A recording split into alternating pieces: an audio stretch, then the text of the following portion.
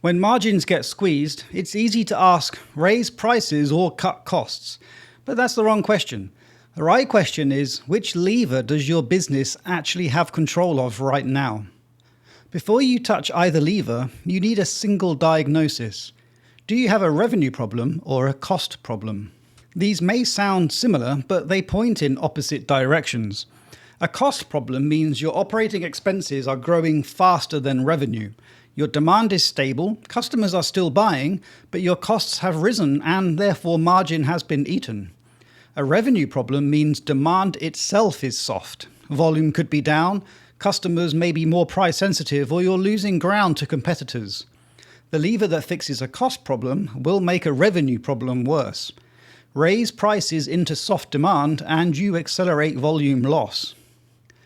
Cut costs when the real issue is that you're underpriced and you solve nothing. So before you decide anything, ask yourself, is my demand stable or falling? That one question changes the answer entirely. And once you have it, the two failure modes become obvious. And here's where businesses get hurt. They pick a lever based on what feels safer, not what the diagnosis says. Raising prices backfires when you lack the pricing power to hold them. Pricing power, simply put, is whether your customers will absorb a higher price without leaving. If your product is commoditized, if competitors offer a close substitute at a lower price, or if your customers are highly price sensitive, a price increase won't stick. You'll lose volume faster than you gain margin. Cutting costs backfires when you remove what customers are actually paying for. A consultancy that cuts senior staff to save on salaries may find the quality of output drops and clients therefore start to leave. A restaurant that switches to cheap ingredients to protect margin may find reviews fall and covers drop. The cost saving becomes a revenue problem. Both levers can work, but both can destroy margin if applied in the wrong context.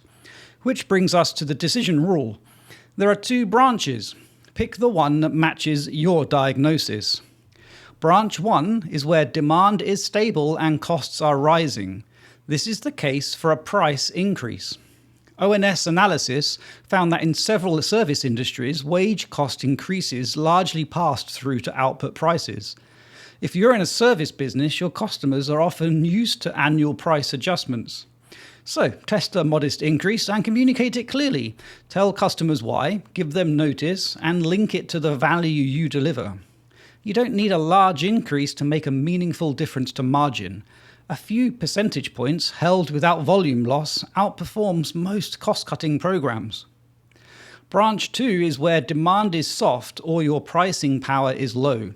This is the case for targeted cost reduction. The word targeted here matters. You're looking for costs that don't touch the customer experience. Things like redundant subscriptions, inefficient processes, underused capacity. Cut waste, not capability. In manufacturing especially, where wage increases don't always pass through to output prices cleanly, cost discipline is often the more reliable lever. One rule to carry with you, never pull both levers reactively at the same time. Simultaneous price increases along with visible service cuts signal distress to customers and can accelerate churn.